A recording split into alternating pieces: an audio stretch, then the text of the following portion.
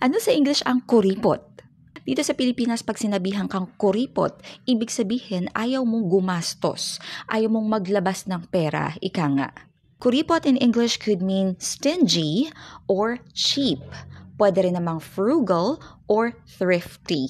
Pero yung stingy at saka yung cheap, usually they're used negatively. So kapag kasi sinabing you are stingy or you are cheap, it means you don't want to spend money even when it is necessary.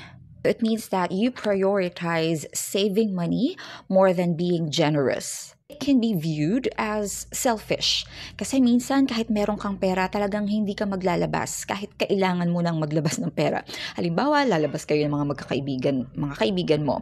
Tapos, syempre, kailangan mong mag-share din, di ba? Kaya lang, dahil sa sobrang kakuriputan mo, yun, hindi ka mag-share.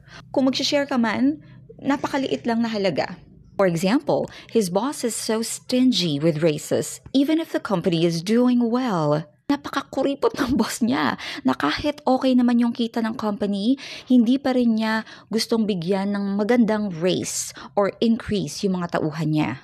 Another one, he's so cheap, he never tips. At diba, masyado siyang stingy, masyado siyang kuripot, hindi man lang nagbibigay ng tip kahit ang ganda-ganda ng service para sa kanya.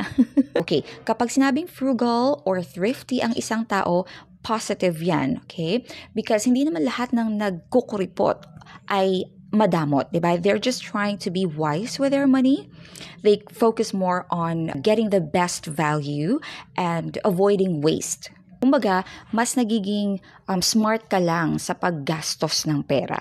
Pero kung kinakailangan naman talagang gumastos ng pera, syempre, naglalabas ka naman. For example, she's frugal and prefers cooking at home rather than eating outside to save money.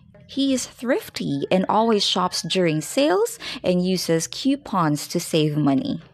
What about you? Are you stingy, cheap, thrifty, or frugal? Let me know in the comments.